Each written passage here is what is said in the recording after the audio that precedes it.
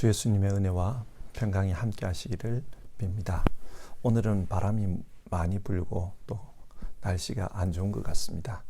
모두들 무탈하시고 주 안에서 평안한 삶을 사실 수 있기를 바랍니다. 이제 사도신경으로 우리의 신앙을 고백하며 하나님께 예배하겠습니다. 나는 전능하신 아버지 하나님, 천지의 창조주를 믿습니다. 나는 그의 유일하신 아들 우리 주 예수 그리스도를 믿습니다. 그는 성령으로 잉태되어 동정녀 마리아에게서 나시고 본디오 빌라도에게 고난을 받아 십자가에 못 박혀 죽으시고 장사된 지 사흘 만에 죽은 자 가운데서 다시 살아나셨으며 하늘에 오르시어 전능하신 아버지 하나님 우편에 앉아 계시다가 거기로부터 살아있는 자와 죽은 자를 심판하러 오십니다. 나는 성령을 믿으며 거룩한 공교회와 성도의 교제와 죄를 용서받는 것과 몸의 부활과 영생을 믿습니다. 아멘. 오늘 읽으실 하나님의 말씀은 민수기 11장과 12장입니다. 그리고 이 시간에는 민수기 11장 11절부터 15절까지를 읽겠습니다. 하나님의 말씀을 같이 보십시다. 민수기 11장 11절입니다. 모세가 주님께 여쭈었다. 어찌하여 주님께서는 주님의 종을 이렇게도 괴롭게 하십니까? 어찌하여 저를 주님의 눈밖에 벗어나게 하시어 이 모든 백성을 저에게 짊어지우십니까? 이 모든 백성을 제가 베기라도 했습니까? 제가 그들을 낳기라도 했습니까? 어찌하여 저들어 주님께서 그들의 조상에게 맹세하신 땅으로 마치 유모가 젖먹이를 품듯이 그들을 품에 품고 가라고 하십니까? 백성은 저를 보고 울면서 우리가 먹을 수 있는 고기를 달라 하고 외치는데 이 모든 백성에게 줄 고기를 제가 어디서 구할 수 있습니까? 저 혼자서는 도저히 이 모든 백성을 짊어질 수 없습니다. 저에게는 너무 무겁습니다. 주님께서 저에게 정말로 이렇게 하셔야 하겠다면, 그리고 제가 주님의 눈밖에 나지 않았다면 제발 저를 죽이셔서 제가 이 곤경을 당하지 않게 해 주십시오. 아멘. 민수기는 이스라엘 백성의 광야 생활에 대한 기록입니다. 하나님은 이 광야 생활 동안 이스라엘 백성을 인도해 주셨습니다. 그러나 이스라엘 백성은 이런 하나님의 인도하심에 늘 불평이 많았습니다. 민수기를 내용상 분석해 보면 크게 두 부분으로 구분이 됩니다. 첫 번째 부분은 1에서 25장까지이고 두 번째 부분은 26장에서 36장까지입니다. 첫 번째 부분은 출애굽 1세대의 이야기이고 두 번째 부분은 출애굽 2세대의 이야기입니다. 출애굽 1세대 사람들은 하나님의 인도하심에 늘 불평했고 그 결과 약속의 땅에 들어가지 못했습니다. 그들의 광야 여정은 실패로 끝나고 말았던 것입니다. 성경은 이 사실을 통해 우리에게 교훈을 주고자 합니다. 그래서 민수기 11장부터 25장까지 출애굽 1세대가 왜 약속의 땅에 들어가지 못했는가, 그 이유들을 소개해 주고 있습니다. 그러면 오늘은 민수기 11장과 12장의 말씀을 통해서 이스라엘 백성이 왜 신앙적으로 실패했는가, 그것을 살펴보도록 하겠습니다. 먼저 11장 1절에서 3절 다베라 사건이 소개되고 있습니다. 이스라엘 백성은 약 1년 동안 머물렀던 시내산을 떠납니다. 약속의 땅으로 출발한 거지요. 민수기 10장 33절과 34절을 보면 그들은 하나님의 언약궤를 앞세우고 씩씩하게 약속의 땅을 향해 행진했습니다. 그러나 며칠 가지 못해서 그들은 심하게 불평했다고 합니다. 11장 1절을 보면 주님께서 들으시는 앞에서 백성들이 심하게 불평을 하였다. 그렇게 말합니다. 무엇 때문에 불평을 했는지 그 이유가 나오지 않습니다. 그러나 아주 심하게 불평했습니다. 이 부분을 히브리 성경으로 보면은 악한 말로 불평했다. 그렇게 기록하고 있습니다. 아마 광야 길을 가면서 많이 힘들었을 것입니다. 이스라엘 백성이 기대했던 것은 젖과 꿀이 흐르는 약속의 땅입니다. 그 약속의 땅을 생각하고 가고 있는데 현실은 광야였던 겁니다. 그러다 보니 기대와 현실 사이에 괴리가 발생합니다. 그래서 불평이 나오고 악한 말로 하나님께 대적했습니다. 하나님께서 이 악한 말들을 들으셨습니다. 그래서 진노하셨고 그들이 사는 곳에 불을 내려 진 언저리를 불태웠다고 합니다. 이스라엘 백성은 그 불을 보면서 두려운 마음이 들었습니다. 그래서 모세에게 찾아와 부르짖었습니다. 모세는 이 백성들을 보면서 하나님 앞에 중보 기도했습니다. 그리고 불이 꺼졌다는 겁니다. 여러분, 성경이 이 사건을 통해 무엇을 말하고 있습니까? 하나님께서는 우리가 하는 말을 들으신다는 것입니다. 이스라엘의 불평도 들으셨고 뿐만 아니라 모세의 중보 기도도 들으셨습니다. 하나님은 듣고 계십니다. 마태복음 15장에서 예수님께서 이런 말씀을 하십니다. 입에서 나오는 것들은 마음에서 나오는데 그것들이 사람을 더럽힌다. 오늘 말씀을 보면 말이 참 중요해요. 그런데 이 말은 단순하게 말의 문제가 아니라 마음의 문제라는 것입니다. 입에서 나오는 것은 마음에서 나오는 것이다. 살면서 말을 조심해야 한다. 그런 말을 종종 듣습니다. 그러나 사실은 말이 문제가 아니라 마음이 문제입니다. 예레미야서 17장 9절 만물보다 더 거짓되고 아주 썩은 것은 사람의 마음이니 누가 그 속을 알 수 있습니까? 그런 말씀이 나옵니다. 죄로 말미암아 타락한 인간은 마음이 썩었다고 합니다. 그렇기 때문에 그 마음에서 나오는 말은 악한 말일 수밖에 없습니다. 물론 마음이 부패한 자가 하고 싶은 말이 있어도 말을 꾹 참으면 입 밖으로 말이 나오지는 않습니다. 그러나 그렇게 참는다고 해서 그 부패한 마음이 달라지는 것은 아닙니다. 이 마음의 문제를 해결해야 하는데 이것을 해결하기 위해서는 주 예수님의 십자가 은혜가 필요합니다. 그 하나님의 은혜가 우리 마음에 임해야 우리 마음이 달라집니다. 그리고 마음이 달라지면 세상을 살면서 보는 것이 달라집니다. 생각해 보십시오. 하나님은 지금 이스라엘 백성을 약속의 땅으로 인도하기 위해서 광야를 지나가고 계십니다. 하나님께서 그 광야를 지나가면서 이스라엘 백성을 인도하고 계십니다. 그러나 이스라엘 백성은 그 하나님의 인도하심을 보는 게 아니라 눈앞에 펼쳐진 광야의 어려움만 보고 있는 겁니다. 광야는 훈련받는 곳입니다. 훈련받는 곳이 어찌 호텔 생활처럼 그렇게 편할 수가 있겠습니까? 하지만 사람들은 이 광야 생활이 아무런 문제도 없고 편안하기만을 기대합니다. 절대로 광야는 편할 수가 없습니다. 우리도 인생이라는 광야를 지나가고 있습니다. 이런 광야의 삶을 살면서 편안한 것, 그걸 목표로 살면 안 된다는 말입니다.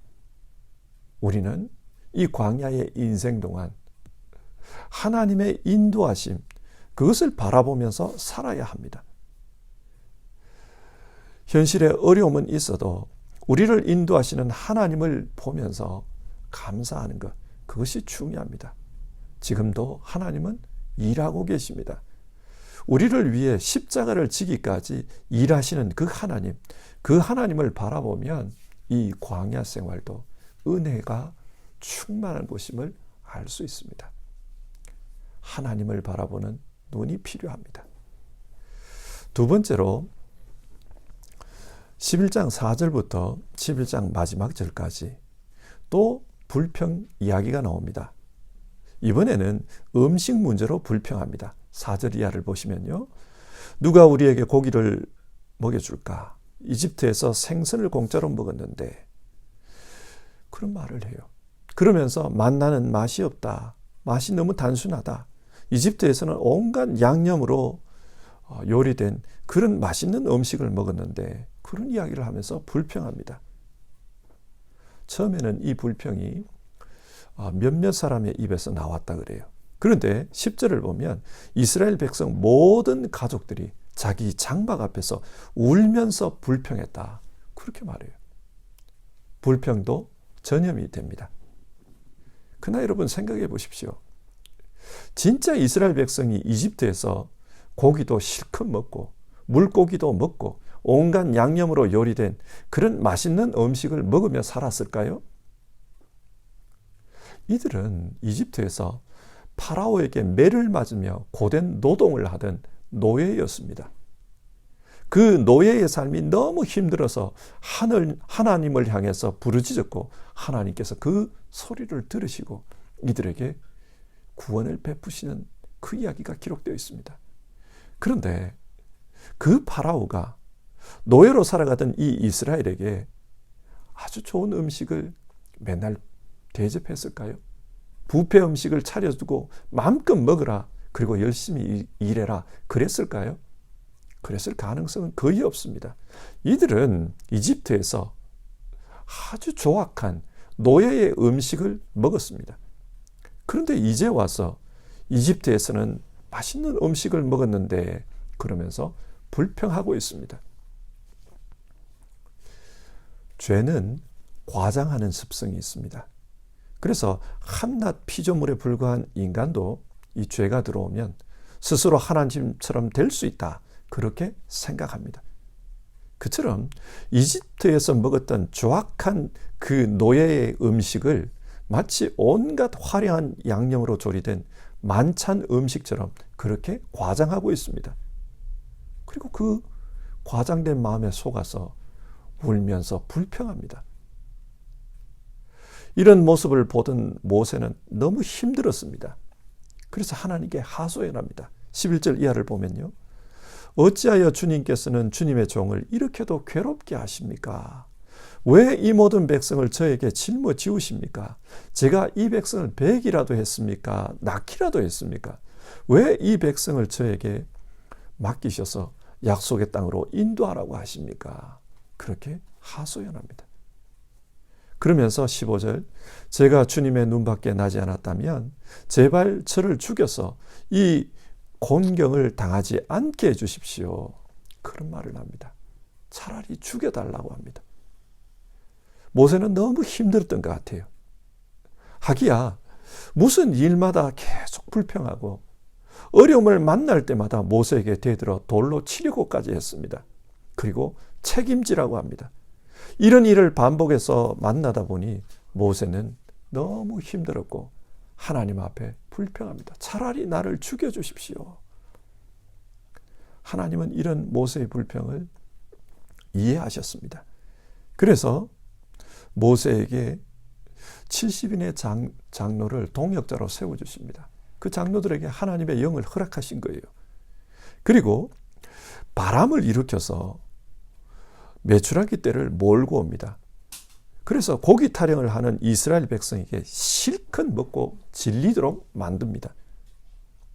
그런데 이 메추라기 떼는 불평에 대한 하나님의 응답이 아니라 하나님의 진노였습니다. 33절을 보면 이 메추라기 사건 이후에 극심한 재앙이 이스라엘에게 임했다고 합니다. 그래서 이스라엘이 머물렀던 그 지역을 기브롯 핫다와, 즉 탐욕의 무덤이다, 그렇게 불렀습니다. 그곳에서 탐욕을 부리다가 많은 사람이 죽었다는 말입니다. 여러분, 성경은 이 사건을 통해 우리에게 무엇을 말하고 있습니까? 사람에게 먹고 사는 문제는 중요합니다. 그러나 하나님이 인도하시는 광야, 그 광야에서는 사람이 떡으로만 사는 것이 아니라 하나님의 입에서 나오는 말씀으로 산다는 것을 기억해야 합니다. 여기서 말씀으로 산다는 것은, 하나님의 말씀으로 산다는 것은 하나님이 어떤 분인지를 알고 그렇게 산다는 것입니다. 하나님이 어떤 분인가? 성경은 하나님의 이름을 히브리어로 야훼라고 소개해 줍니다. 우리말 성경에서는 이 야훼를 여호와라고 표기하는데 야훼가 더 정확합니다. 그러면 야훼라는 이름의 뜻이 무엇일까? 질문이 제기됩니다. 신학자들은 이 이름이 아마 이런 뜻일 것이다, 그렇게 추정을 하는데, 가장 유력한 견해를 보면 함께 하시는 분이다, 혹은 없는 것을 있게 하시는 분이다, 그렇게 해석합니다. 없는 것을 있게 만드시는 분, 다르게 표현하면 창조주입니다. 하나님은 이스라엘을 인도하시면서 인도하시는 그 하나님이 천지를 창조한 창조주라는 것을 가르치고 있습니다. 그래서 광야 생활을 할 때 인간적으로는 불가능한 그런 일들이 하나님 때문에 가능하게 되는 것을 경험하게 해줍니다. 오늘 말씀에서도 그 많은 이스라엘 백성들이 어떻게 고기를 먹을 수 있겠습니까? 불가능합니다. 그러나 하나님은 메추라기 떼를 통해서 이스라엘 백성들을 다 먹이십니다. 하나님은 창조주이기 때문에 인간은 불가능하다고 생각하는 그 일을 하나님은 하실 수 있습니다. 우리도 삶을 살면서 인생의 어려움을 만나고 그 어려움 때문에 불평하고 원망할 때가 있습니다. 하나님께서 나의 인생을 인도하시다더니 나의 인생을 도와주지 않는다, 그렇게 생각하며 불평합니다. 그러나 여러분, 우리를 인도하시는 하나님을 가르치기 위해서 어려움을 준다는 것을 기억해야 합니다. 광야의 삶을 통해 때로는 배고프고 때로는 불편하고 때로는 부족하게 만듭니다. 이런 부족한 상황들을 통해 하나님은 내가 창조주다, 그것을 가르치는 겁니다. 우리 역시 힘들 때가 있고 아플 때가 있습니다. 우리 힘으로는 해결할 수 없는 그런 어려움을 만날 때가 있습니다. 하나님은 이 어려움 속에서 하나님 당신이 어떤 분이신지를 우리에게 가르쳐 주십니다. 나는 전능한 하나님이다. 나는 너희와 함께하는 하나님이다. 나는 없는 것을 있게 만드는 창조자 하나님이다. 우리에게 그것을 가르치십니다.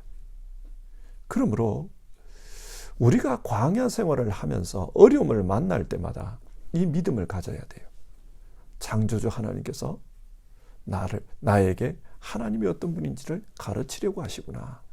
우리가 그것을 기대하면서 하나님께 기도해야 합니다. 출애굽 1세대들은 이런 믿음이 없었어요.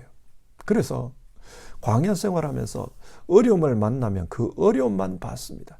배고프면 배고픈 것만 봤고, 음식이 자기 마음에 안 들면 그 음식만 봤던 겁니다. 하나님은 이스라엘 백성에게 하나님이 어떤 분인지를 배우라, 그것을 말씀하고 있습니다. 광야 생활에서 하나님을 배우지 못하면 하나님 나라에 들어갈 수 없습니다. 세 번째 불평 이야기가 나옵니다. 12장인데요. 아론과 미리암이 모세와 싸우는 장면입니다. 이렇게 싸운 이유는 아론과 미리암이 모세를 비방했기 때문입니다. 비방의 표면적인 이유는 모세가 구스 여인을 아내로 맞았다는 겁니다. 여기서 구스 여인이란 모세의 부인 시보라를 가리킵니다. 일반적으로 구스는 오늘날의 이티오피아를 가리키지만, 근데 하박국서를 보면 미디안 지역 사람을 구스인이라고 표현하는 곳이 나옵니다. 그러니까 오늘 성경에서도 이 구스 여자라는 말은 미디안 여자 시보라를 가리킨다, 그렇게 보는 게 맞습니다. 한마디로 아론과 미리암은 왜 모세는 이스라엘 사람과 결혼하지 않고 이방인과 결혼했냐? 그걸 문제 삼는 거예요. 근데 여러분, 이거는 모세가 미디안으로 피난 갔기 때문에 그곳에서 결혼할 수밖에 없었습니다. 그런데 왜 이제 와서 이 문제를 비방하고 있는 것일까요? 비방의 진짜 원인은 2절에 숨어 있습니다. 주님께서 모세와만 말씀하셨느냐? 우리와도 말씀하지 않았느냐? 지금 하나님의 역사가 모세를 통해 나타납니다. 그러자 이스라엘 사람들이 모세만 존중하는 거예요. 그렇게 되자 대제사장인 아론과 또 여선지자인 미리암의 권위가 떨어지는 겁니다. 그래서 질투하는 겁니다. 그리고 그 질투의 결과 모세를 흠집내기 위해서 모세도 흠이 있다. 구스 여자와 결혼했다. 그러면서 그걸 비방하고 다니는 겁니다. 자, 이런 아론과 미리암의 행동에 대해서 하나님께서 직접 개입하십니다. 6절 이하를 보면요. 너희는 나의 말을 들으라. 너희 가운데 예언자가 있으면 나주가 환상으로 그에게 알리고 그에게 꿈으로 말해줄 것이다. 나의 종 모세는 다르다.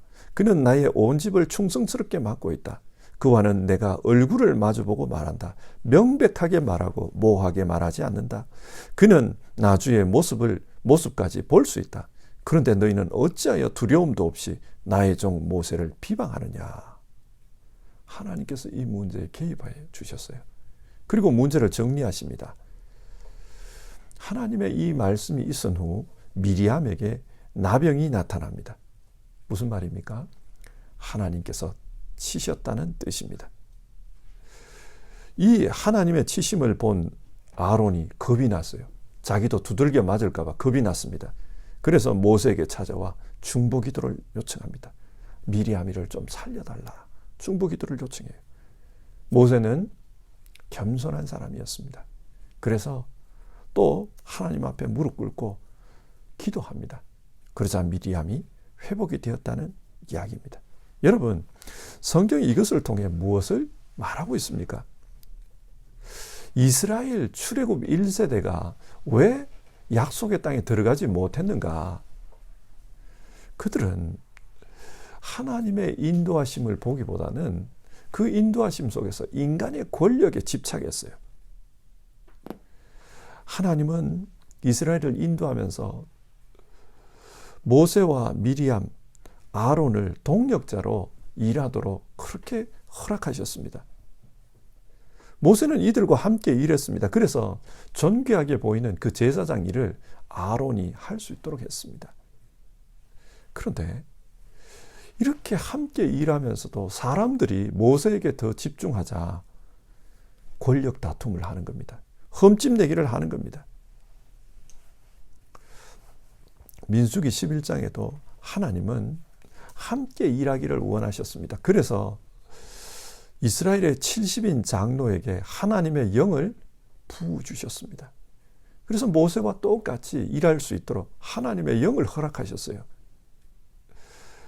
그러나 인간은 이런 하나님의 뜻, 하나님의 백성을 약속의 땅으로 인도해라, 함께 일해라, 이런 하나님의 뜻보다는 내가 차별당하고 있다. 나는 더 존중받을 수 있는데 사람들이 나를 존중하지 않는다. 이런 문제에 집착한다는 겁니다. 이렇게 인간적인 일에 집착하다 보니 결국은 하나님 나라에 들어가지 못했다. 성경은 지금 그것을 말하고 있습니다. 자, 오늘 말씀을 한번 정리해 봅시다. 오늘 이야기는 이스라엘 출애굽 1세대가 왜 약속의 땅에 들어가지 못했는가, 그것에 대한 내용을 소개하고 있습니다. 11장과 12장에는 세 가지 사건이 나오는데요. 다베라에서 악한 말을 했다. 그래서 하나님 나라에 들어가지 못했다. 또 음식으로 말미암아 하나님께 불평했다. 그래서 하나님 나라 들어가지 못했다. 또 지도권 문제로 모세를 비방했다. 그로 말미암아 하나님 나라 들어가지 못했다. 그 이야기를 하고 있습니다. 이 이야기를 읽으면서 오늘 우리의 삶을 돌아봤으면 좋겠습니다. 우리 삶의 목표가 무엇입니까? 우리는 인생의 광야를 지나서 하나님 나라에서 영원히 사는 것이 우리 인생의 목표입니다. 그런데 이 인생 광야를 이스라엘 백성들처럼 좀 더 편안하게 살고 싶다, 좀 더 명예롭게 살고 싶다, 이런 것에 집착하다 보면은 하나님 나라에 들어가는 것에 실패한다는 것입니다. 고생은 고생대로 하고 하나님 나라에 가지 못하면 얼마나 가련한 인생입니까? 오늘 말씀을 보면서 우리 모두 마음으로 결단했으면 좋겠습니다.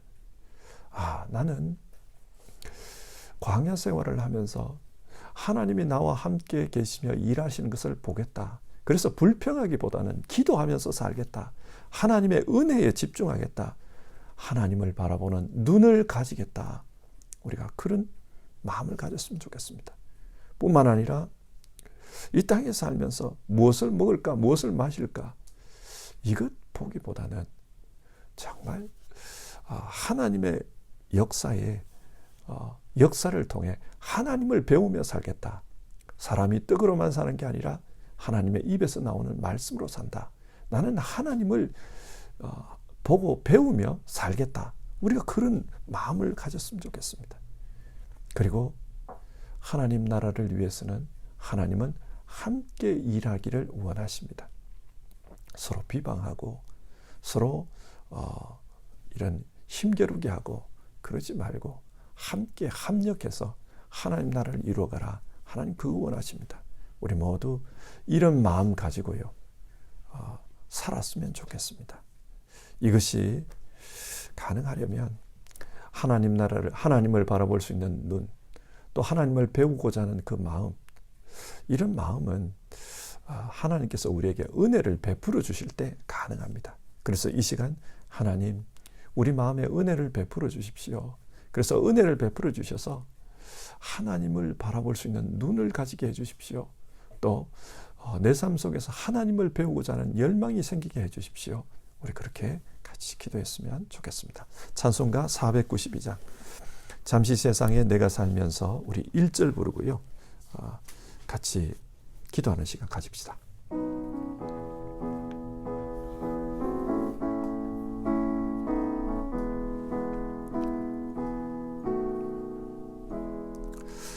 잠시 세상에 내가 살면서 항상 찬송 부르다가 날이 저물어 오라 하시면 영광 중에 나가리.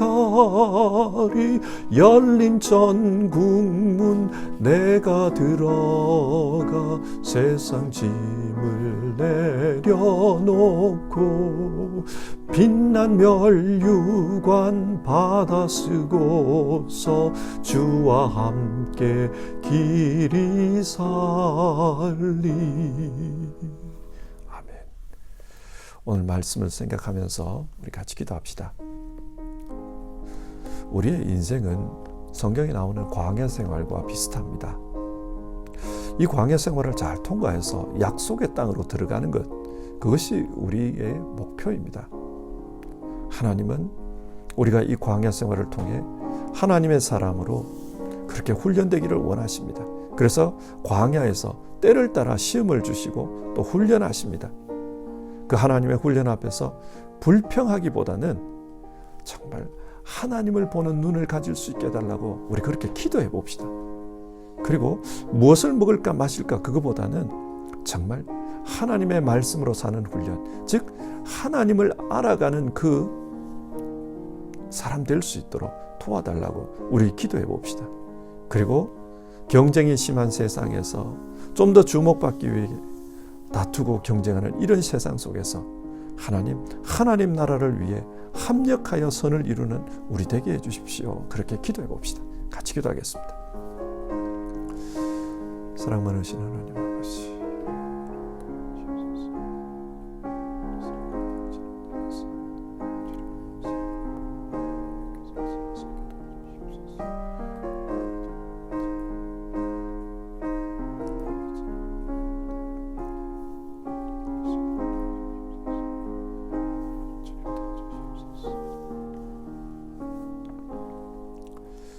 하나님, 오늘 말씀을 통해서 왜 출애굽 1세대 사람들이 약속의 땅에 들어가지 못하고 광야에서 다 죽고 말았는가? 그것에 대한 성경 말씀을 우리가 살펴보았습니다. 그들은 하나님 앞에 악한 말들을 했습니다. 어려움이 닥치자 악한 말들을 했습니다. 그들은 현실 앞에 벌어지는 어려움만 보고 살았지 그 어려움 가운데서 일하고 계시는 하나님을 보는 눈이 없었습니다. 하나님, 우리에게 일하고 계시는 하나님, 우리를 인도하시는 그 하나님을 보는 눈을 허락해 주시옵소서. 또 그들은 무엇을 먹을까, 무엇을 마실까, 그 일에 집착했지. 정말 하나님을 배우는, 하나님의 말씀으로 살고자 하는 그런 열심이 없었습니다. 하나님, 우리 모두는 하나님의 말씀으로 사는 방법, 또 그 말씀을 통해 하나님이 어떤 분인지를 아는 그런 지혜를 가질 수 있도록 도와주십시오. 또 이스라엘 백성들은 이 광야에서 권력 다툼을 했습니다. 누구에게 더 집중되고 있는가? 누구에게 사람들이 더 집중하고 있는가?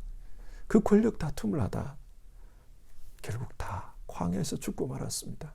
하나님 아버지, 우리 모두는 하나님 나라를 위해서 하나님께 부름받은 사람, 하나님의 영이 임한 하나님의 동력자라는 것을 알고 합력하면서 살아갈 수 있도록 도와주시옵소서. 비방의 말을 하기보다는 기도하는 우리 되게 하여 주시옵소서. 그리고 이 땅의 양식에 만족하기보다는 하늘 양식을 사모하는 우리 모두 될 수 있도록 주님 도와주시옵소서. 오늘 하루도 광야의 인생을 살아가는 우리 성도님들 지켜주시기를 바라고, 지금 어려운 환경 속에서 코로나가 창궐하고 또 태풍이 와서 힘든 이런 상황 속에서도 우리 성도님들 정말 하늘 백성으로서 하나님과 함께 하나님 나라를 향해서 묵묵히 걸어가는 분들 다 되게 없어서, 잠시 사는 이 세상이 아니라 열린 천국문 바라보고 나아가는 모든 분들 다 되게 하옵소서. 예수님의 이름으로 기도드립니다. 아멘. 주기도문 하겠습니다. 하늘에 계신 우리 아버지, 아버지의 이름을 거룩하게 하시며 아버지의 나라가 오게 하시며 아버지의 뜻이 하늘에서와 같이 땅에서도 이루어지게 하소서. 오늘 우리에게 일용할 양식을 주시고 우리가 우리에게 잘못한 사람을 용서하여 준 것 같이 우리 죄를 용서하여 주시고 우리를 시험에 빠지지 않게 하시고 악에서 구하소서. 나라와 권능과 영광이 영원히 아버지의 것입니다. 아멘.